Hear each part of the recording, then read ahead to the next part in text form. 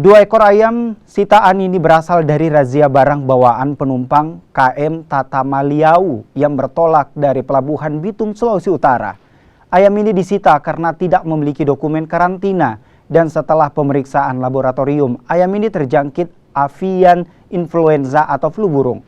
Warga yang memiliki hewan piaraan juga dihimbau untuk menjaga kesehatan hewan dan mengantongi sertifikat karantina. Sore hari ini kami Karantina Pertanian Merauke telah melaksanakan kegiatan pemusnahan berupa 2 ekor ayam berasal dari Manado, di mana 2 ekor ayam ini adalah merupakan ayam yang tidak boleh masuk, unggas dewasa tidak boleh masuk ke Papua karena Papua adalah merupakan wilayah bebas flu burung. Kemudian juga ayam itu setelah dilakukan pemeriksaan laboratorium di kami ternyata mengandung atau membawa penyakit ND dan penyakit flu burung. Untuk itu